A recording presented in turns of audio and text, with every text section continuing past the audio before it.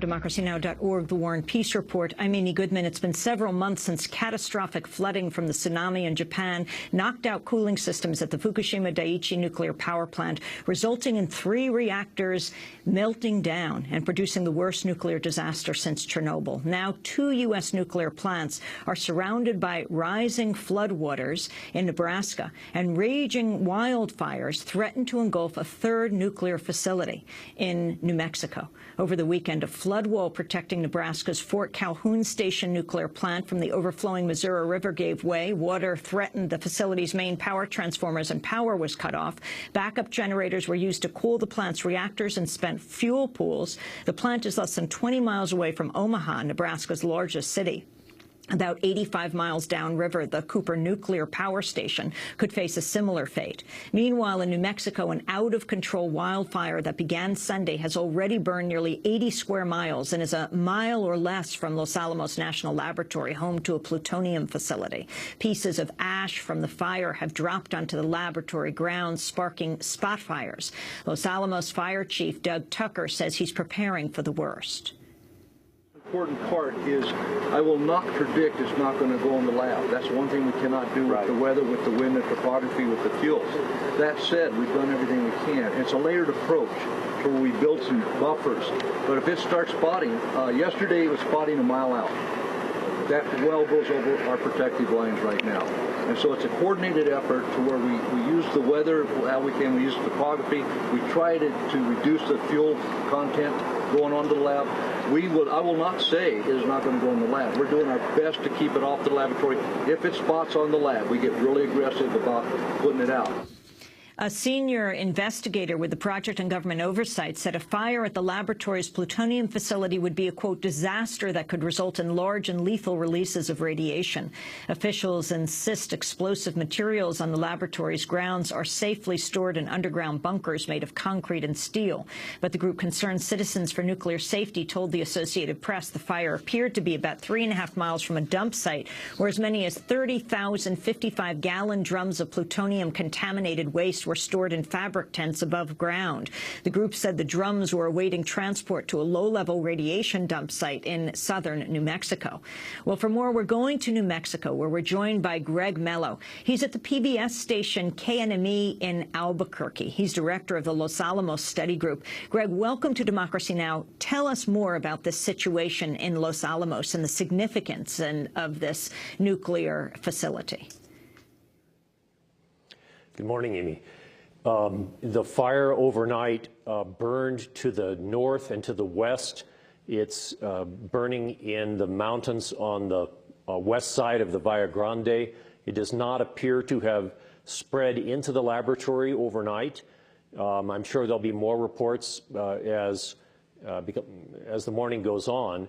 It did spot into the laboratory in a place called Technical Area 49, and as was stated, it is about 3 miles from the main nuclear waste disposal site. It's about 4 or 5 miles from the plutonium facility. Those areas aren't particularly flammable, but one, in making assumptions of safety, one also has to assume that the fire equipment is not distracted by spot fires elsewhere, the wind doesn't wheel around. So at the moment, we don't think it's all that dangerous, but that assumes that Murphy's Law is not too intense. Tell us what happens at the Los Alamos National Laboratory and why you're concerned. Well, Los Alamos National Laboratory is in funding terms, it's the main nuclear warhead facility of the United States. There's a lot of plutonium there. There's tritium, actually tritium very close to the fire, about half a mile from the fire. Part of the problem is there's an information deficit and there's a serious trust deficit. You can't really take anything that the laboratory says at face value. It's kind of a minimum. They'd be the last to tell you if there was a serious problem. So you have to piece it together from other information. And that's Los Alamos Lab is becoming the center of plutonium manufacture for the country. And there's about a $6 billion factory complex that's being put together there in the center of the lab. It's a place with a lot of natural hazards, not just fire, but also earthquakes. So it's a laboratory that's in the process of becoming a manufacturing facility. What about the concern expressed by concerned citizens for nuclear safety that say the fire now appears to be about 3.5 miles from this area where as many as 30,000 55-gallon drums of plutonium-contaminated waste are stored in fabric tents above ground? Yes, those drums are definitely there. That's about the distance to the fire. Without an external fuel source, those drums probably will be difficult to catch on fire. Some are flammable, some are filled with cement paste.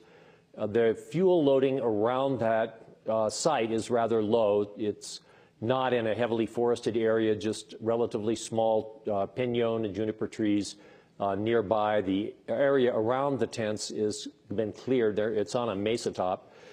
So we're not unduly concerned about that, but on the other hand, it's very difficult to coordinate a lot of people in different agencies over a large area with issues of security, with issues of interagency communication.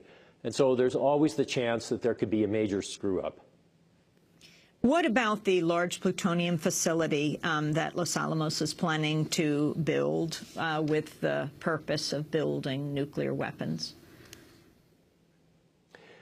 Well, this is one of the centerpieces of the proposed Obama nuclear weapons buildup or renaissance. Most people probably don't know about that. In an effort to get the New START treaty ratified in the Senate, the White House made a lot of promises to Republicans, including building a new factory here at Los Alamos for plutonium warhead cores called pits. That's this $6 billion building in a complex of other supporting facilities. There's a new factory of comparable size proposed in Oak Ridge, Tennessee, which is moving along as well. And there is a factory under construction in Kansas City. Also Obama proposed, he's not the first, of course, to replace the submarines, replace the bombers, replace some of the missiles, the cruise missiles particularly. Warheads are to be upgraded. All of this is very expensive. Whether it happens or not will depend on many factors. Renaissance under Obama, because we know, unlike his Republican predecessors who did not start up more nuclear power plants for decades, Republican and Democrats, he is pushing for this. That's nuclear power plants. But you're also saying a nuclear weapons renaissance under Obama. What do you mean? Well, an unprecedented level of increased spending on new factories for nuclear weapons, on upgrades to existing nuclear weapons, changes to the stockpile. There's a sense that if we don't spend money in the White House, there's a sense that if we don't spend a lot of money on these things, that we'll somehow fall behind the Russians. It's really like a mini Cold War, quiet, in the background, but there's a lot of money involved. How is President Obama justifying this with dealing with the deficit and everything else in this country? Well, for the most part, he's not having to do that. The Democrats are largely silent and supportive of Obama. Recently, the Republicans, of all people, in the House of Representatives, the Republicans in the House Appropriations Committee suggested that some of these projects were not cost-effective, that this particular project at Los Alamos, where they would bring what one administrator called the nation's storehouse of plutonium, was premature and needed further study before it could be funded. So the House Republicans are trying to cut back the Obama nuclear weapons renaissance. Last question. Oddly enough. Some have joked, Greg Mello, that if New Mexico were to secede from the United States, it would become the third biggest nuclear weapons power in the world. Is this true? Yes, it is, I'm afraid. It's affected our politics, our culture, we have more than probably 2,000 nuclear weapons a few miles from us here in the studio, and Los Alamos is becoming a very large manufacturing maquiladora. But perhaps we can stop that. Greg Mello, I want to thank you for being with us, co-founder, executive director of the Los Alamos Study Group. He's joining us from the PBS station KNME in Albuquerque, New Mexico. This is Democracy Now!, democracynow.org, The War and Peace Report. Back in a minute.